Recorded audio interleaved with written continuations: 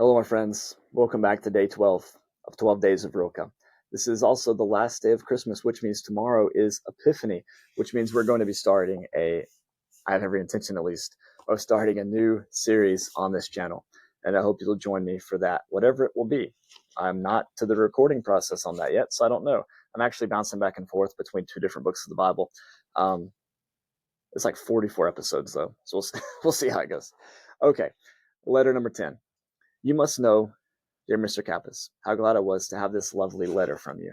And following this, we have the typical introductions in his letters. He's thought of him often. He's wanted to write to him. Things have happened. Here we go. It must be amidst this silence in which sounds and movements have room.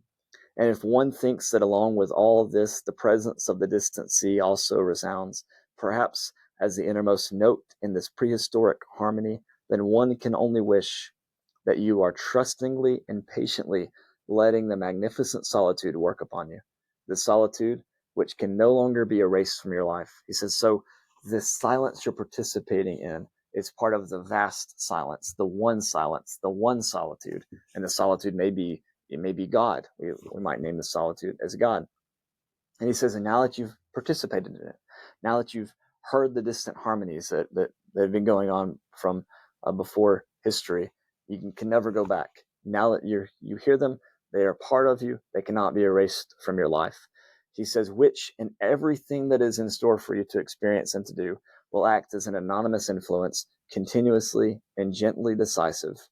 Rather, as the blood of our ancestors incessantly moves in us and combines with our own to form the unique, unrepeatable being that we are at every turning of our life. Once you get a whiff of the air of heaven, once you get just smallest inkling that you've heard something from the Spirit of God, there's no going back. You're going to be guided by that forever. Even if the names and labels and vocabulary words that you use change, you'll be urged on by this deep love, by this deep silence, by this deep solitude. He says, yes, I'm glad that you have that firm, sayable existence within you, that title, that uniform, that service, all that tangible and limited world, which in such surroundings, with such an isolated and not numerous body of men, takes on seriousness and necessity, and implies a vigilant application above and beyond the frivolity and mere time passing of the military profession, and not only permits a self-reliant attentiveness, but actually cultivates it. So I'm glad you have this external form. He says, and to be in circumstances that are working upon us, that from time to time place us in front of great natural things, that is all we need. He says, I'm glad you're in the solitude place, working with very few people in the midst of nature. This is a beautiful thing. This is wonderful. And he says, art, too, is just a way of living. And however one lives, one can, without knowing, prepare for it. In everything real, one is closer to it, more its neighbor, than in the unreal, half-artistic professions which, while they pretend to be close to art, in practice deny and attack the existence of all art, as, for example, all of journalism does, and almost all criticism, and 3/4 of what is called literature. So he says, in our more secular and mundane professions, we're often closer to art than professions that are so-called artistic.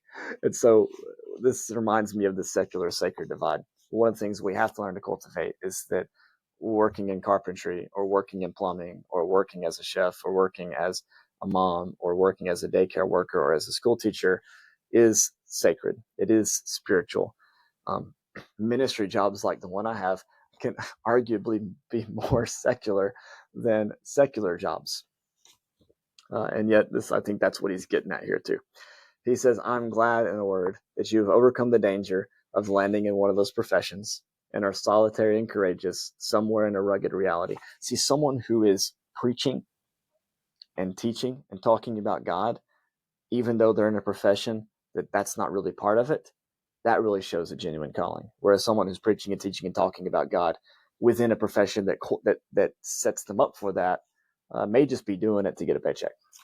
And I'm obviously trying not to do that in my own, which I guess is why we're making videos like this. That's Rainer Maria Rilke. That's Letters to a Young Poet.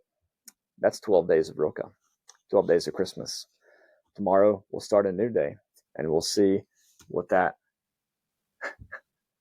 what that has for us together. Because right now, as I'm about to hit stop, I'm still in a straight betwixt the two. I don't even dare tell you which two books I'm contemplating, just in case I choose the other. All right, bye bye. God bless.